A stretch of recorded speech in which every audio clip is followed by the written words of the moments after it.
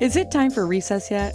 I'm so glad you found time to join us here on the Childcare Director's Chair, where Erica Sacoccio shares her best practices that she's refined through her passion of directing childcare centers over the last 23 years.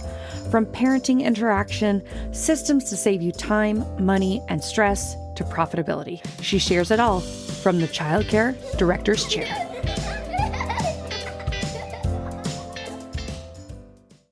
Hey there. Thank you for joining me today on the Childcare Director's Chair podcast.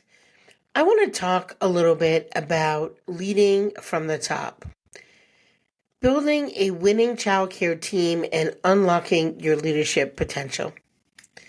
You see, I feel the key to leadership is not in being the best, but making others better. And I love that quote. And let me start with this. I have been working with educators for the last 26 years. And during that time, I have had plenty of struggles in managing my business. I've often found myself overwhelmed with tasks, not being able to lead because I'm so busy trying to juggle everything at once. And I want to let you know, I really realized this last year as I started to move into a different phase of leadership and ownership in my program. And I really understood that I needed to change for both my personal well-being and the growth of my team. So today we're going to talk a little bit about how you can delegate more effectively, build a winning team, and free yourself up to truly lead your childcare business. Now, let's start with delegation because this is an area that's hard for so many of us. And I'm going to include myself in that. When you're embarking on your quest to effectively delegate work, you want to make sure that you keep the work that fuels you. So, quite often we keep the things that we like to do, but also the things that we feel like only we can do, or the things that maybe because they've always been done by an administrator, that you feel like they have to be done by you. And I have to tell you that this is an area that, again, over the last year, I really have decided that there were just some things that I was going to let go. And for a long time, I would continue to put jobs and tasks on my list that weren't even assigned to me. And that's something that, you have to stop doing because, we may have somebody in HR or we may have a director, assistant director, an ed coordinator, but you may be doing some parts and pieces of their job. And there could be a variety of reasons why you're doing that. Maybe if they're new in their training, then, that might make sense that you might need to do it for a period of time or at least oversee some of it. But I think that as time progresses on, you have to really start to make sure they have a good handle of what it is that they're doing. Because, the importance of delegation is so important when you do it right. Because if you don't, it can stunt the growth of your program. It can stunt the growth of you financially or you personally or professionally. And also prevent your team from success as well. So you want to identify tasks that you can delegate that require your leadership attention, but that's it. The task belongs to someone else. And also help build trust with your team to empower them to take on more responsibility. Now, I'm going to share a story. We have a teacher named Sarah who's been with us for about 8 years, and she's a lead in an infant room. And we had a conversation not that long ago that we really wanted to add another assistant director to the program. Although I'm a pretty active on-site owner, I'm not at that one location as much as I used to be a couple years ago, because now as an owner, I feel it's really important for me to visit all the locations and support all 40 of my team members, and I really wanted to stay connected with my families at across my company. So that led the director to be I don't want to use the word alone, but maybe have a few days in a row that I would not be on site. So she really needed an assistant, and we really, I think, needed to have somebody who already understood the company culture, already knew families, already knew staff, and could continue to progress in taking on some of the tasks. I don't want to say not important because everything's important, but some of the lower stake tasks from the director to free up the director. Hey, it's Erica here, and I've got something super exciting to share with you. If you're in the world of early childhood education, you cannot miss the Early Childhood Empowerment Conference. And I'm not just saying that. Trust me, this is where the magic happens. Over the course of 3 days, we're all about learning, connecting, and reigniting that spark that brought you into the field in the first place. And let me tell you, this conference is packed with goodness. Day one is all about leadership. We've got 5 incredible presenters who will walk you through the business side of running your program. Plus, it's more intimate, a retreat style day with only 80 administrators, so you'll get tons of FaceTime and an opportunity to connect. And to close out the day, a fun, hilarious comedy show and dinner with Jay Yoder from the Board Teacher Comedy Tour. He graces the stages all over the country. Day 2 is a day full-blown conference with 50 vendors, 14 amazing speakers, plus 2, not 1, but 2 keynote addresses that will leave your head full of fresh ideas. Oh, and did I mention you can also get a free professional headshot? You can even hop on an ECE podcast and share your expertise with the world. So much fun packed into one day. And then day 3, you get to relax. We're heading over to Urban Sweat, where you can treat yourself however you want. Whether you want to unwind in a Himalayan salt cave, you want to get into a yoga class, or just enjoy a relaxing massage, you will leave totally recharged. You can book your services directly with Rafa and pick exactly what you need. So are you in? Don't miss out 3 days of empowerment, inspiration, and just pure connection with your ECE community. I can't wait to see you there. So let's do this. Links below. See you soon. And so we've just started to do this. I'd say just about 2 weeks ago.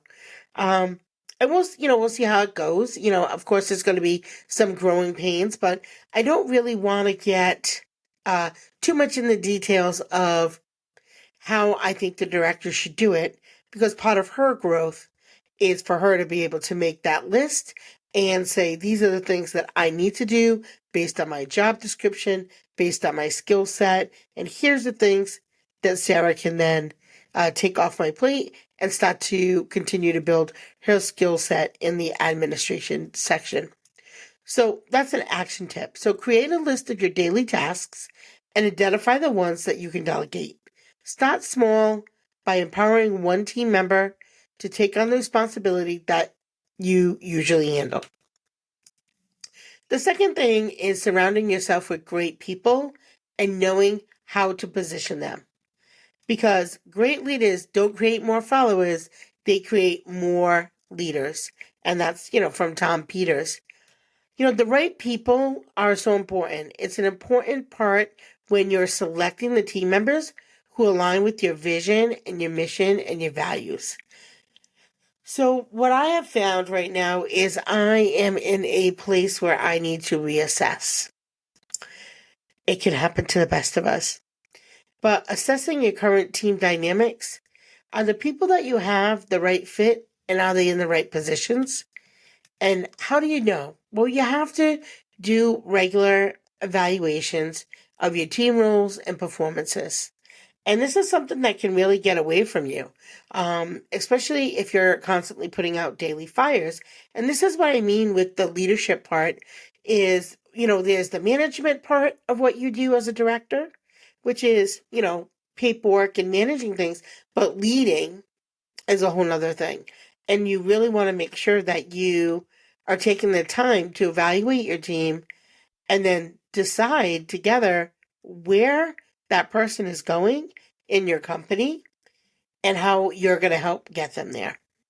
And sometimes that means you're helping them move on, and sometimes it means you're moving someone up. You want to build a team culture where everyone feels valued and motivated to do their best. And I promise you, if you're not doing your normal daily check-ins, touch base, however you do your touch points, however you do with your team, if you're not doing that consistently, even your A players are going to start feeling less motivated because you get synergy one way or the other. You're going to get motion, and it's either going to go uphill or downhill.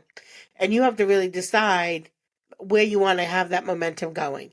And I'm going to think probably most of you are going to want momentum moving forward, not going backward. So building a dream team is something that where everyone feels valued, everyone is motivated to do their best. Now, we had to just look at our team about 2 weeks ago. We just went through our renewal of our quality rating systems. And we had to look at like who were our lead teachers, who were the assistant, who has grown in the last 2 years, who has remained stagnant and really hasn't moved forward with either their skill set in the classroom, their creating curriculum capacity, or maintaining relationships with the children and families in their classroom. And you can always tell if you look at your FTE sheets what classrooms where families are happy and what ones they're not. You could tell when they start dropping off. So really take a look at that. And I think, we have an average retention of our employees between, I would say our average retention is probably about 7 years now. And of course, we have employees that have been with us much longer and some of those who have been, less. But our average retention is probably about 7 years for an employee right now. And with the way the industry is, I'm pretty proud of that.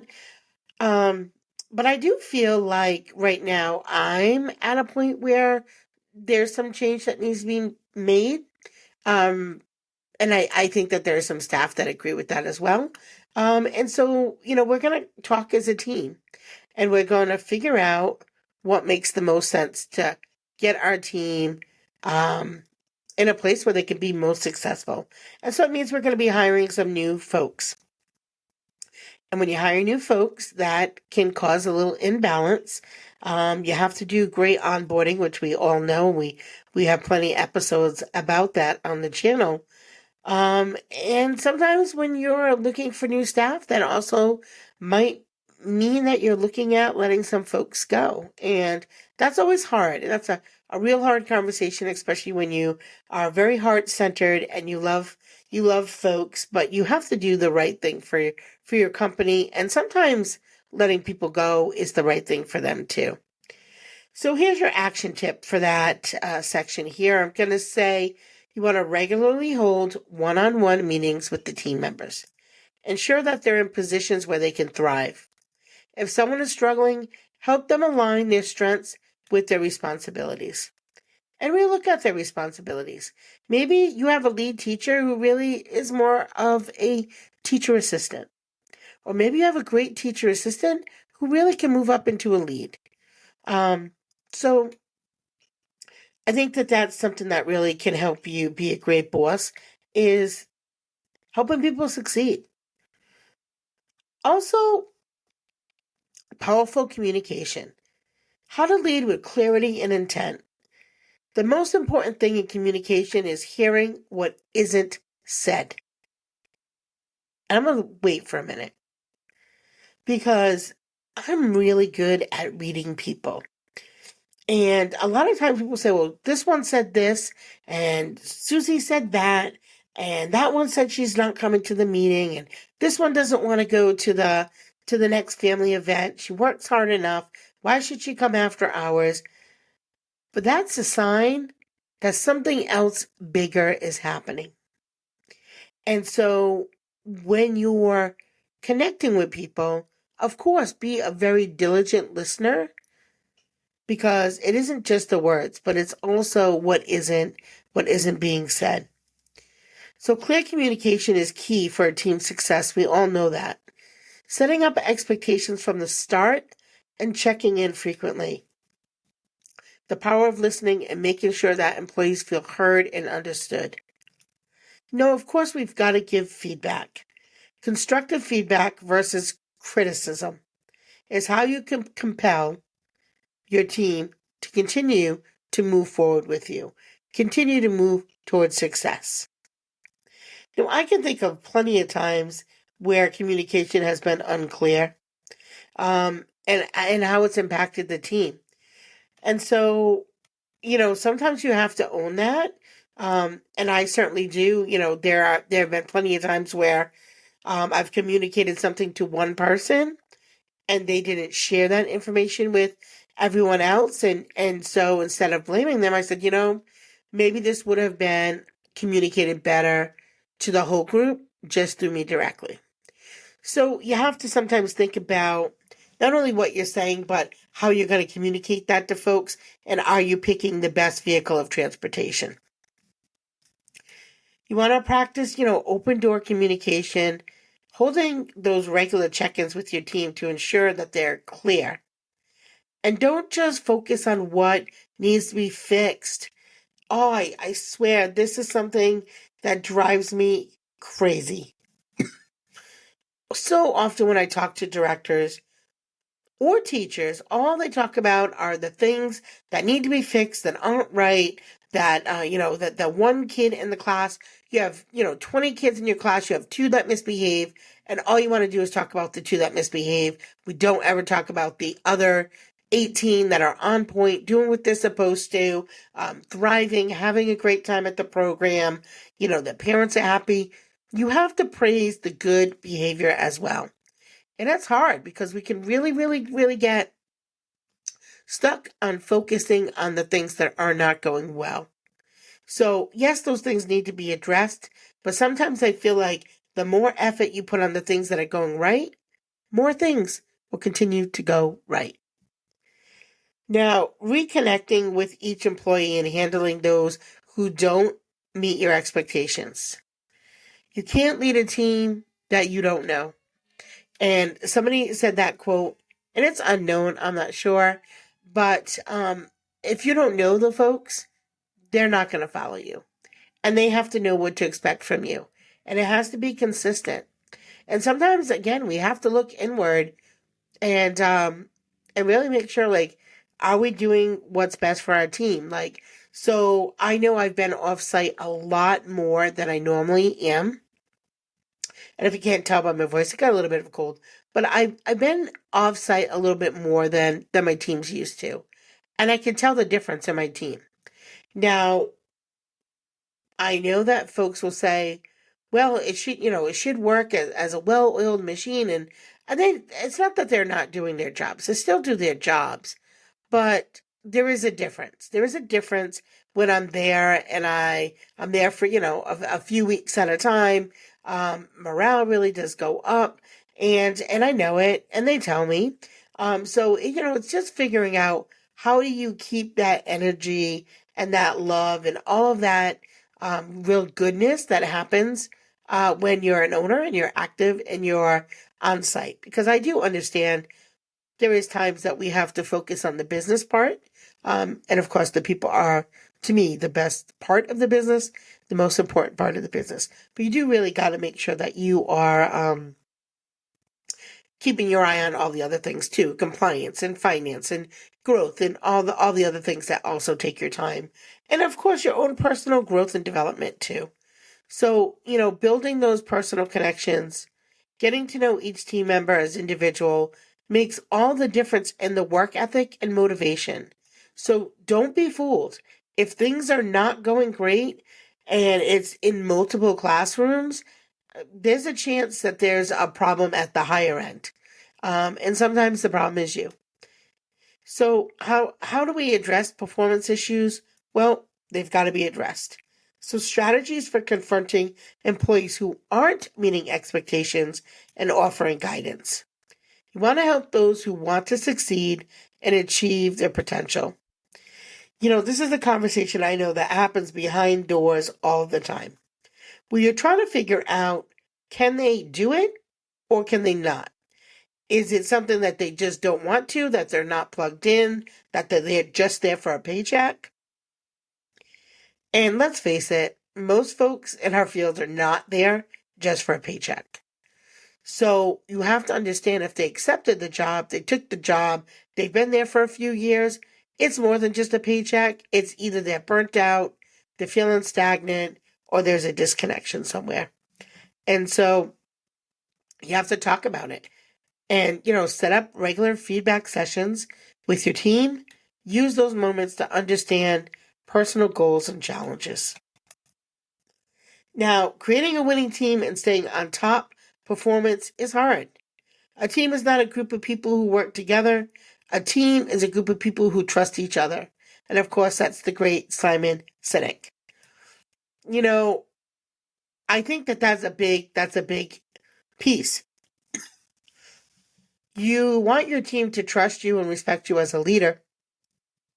But if you're often talking on the floor about their performance, talking about them calling out, or the variety of things that you hear on the childcare floor, you have to understand that breaks down trust pretty quickly.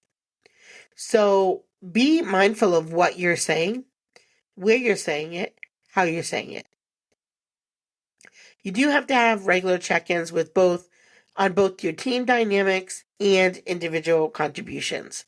So sometimes you're meeting with a lead teacher and either the co-lead or the assistant, depending on how your program works. And then you got to meet with them individually. You have to make adjustments if someone isn't working out, how to assess if the change is needed, and the importance of keeping the team dynamic strong. Because if you keep someone on who isn't doing what they're supposed to, that diminishes all of the hard work of the folks who are doing what they're supposed to. Now, there is an importance in being flexible and adaptable to new challenges and opportunities for team development. And, I think that you really have to just think about what is best for the students, for the folks in the building, for the families, obviously. And is it a matter of retraining, re-onboarding, or a matter of it's just their time? And if it's just their time, then you know what you have to do. And, you have to replace them. And I know that that's hard, especially if it's someone that you've been with a long time. So always try. I always try to save relationships, if you can, and sometimes it's just time to go. So people want opportunities too, and not just being nice. People need opportunities that make them feel excited about the work that they're doing. People don't just want a paycheck; they want purpose. And so, are you giving your team purpose? Create opportunities. Why, simply being nice is not enough. It's not enough to get people to love working at your program. Employees want to feel that they are progressing and developing. And if you're not doing that, they're going to leave. And I know so many of you love on your team and you do all the things. You take them out for pizza. You give them the special parking spot. You do the coupons, the certificate, all those things. Still not enough to make them stay for a long time.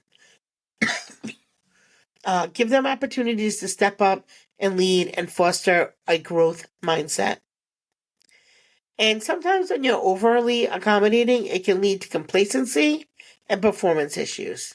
And I can think of several times when I think I've been too lenient with my team. And that sometimes has also created a lack of accountability. Now, I know I'm not the only one. And again, as I always talk about in this podcast, I don't pretend I know everything. But I do know when I make a mistake. I do know about being accountable for it. And do know at the end of the day, as the leader of my program, everything that happens in that space, I have to be accountable for. So, here I am, gonna be going back to square one for about 90 days. 90 days, I am going to reassess. I'm going to be doing some hiring, some firing, some changes, maybe move people to different classrooms, different locations, just switch some things up. I think it's extremely important for all of us, and especially as we're starting to come to, believe it or not, another school year. We're already at the end of February. And so in 3 months, it'll be summer camp. And so we have to think about, the end of the school year is the perfect time to make changes. And I always do them after lots of thought, consideration, feedback, looking at who's motivated to get the skills that they need to move up. So I will make sure that I established a clear career development plan for all of my team, which we do have individual professional development plans now, but we want to go through them with our staff on a regular basis to help people take on some leadership roles and then also recognize their progress. Because even teachers can be really hard on themselves and only see the things that they have not been able to get done. And, again, like the classroom where you have only 2 out of 20 students, giving a little bit more of a challenge, that means you're doing something right if the other 18 are thriving. So I would say, consistently evaluate, including looking at yourself. You got to take care of the people in our charge. And when you need to look at your own leadership style and growth regularly, make sure that you ask a mentor or somebody who may be in a similar position as you to kind of give you some honest feedback, because your staff are going to tell you you're doing great for the most part. But you want to get some upfront information from your team on how you can improve as a leader. You can also talk with your families too and ask them, what do they think your best strengths are? You don't have to ask them where they think you're lacking. Sometimes they'll tell you, but what are the strengths of your program? So the things that you don't hear, because again, as I said earlier, it's the things you don't hear that you should probably listen to. So if you hear, oh, you're really great at being here, you're really great at being engaged, but you don't hear you're really great at communication, or you're really great at collecting tuition, or you're really great at staying on top of XYZ, make sure that you look in those areas. So continually invest in your own growth and be an example for your team. I have to tell you that something that I really have focused on this year is my own personal growth.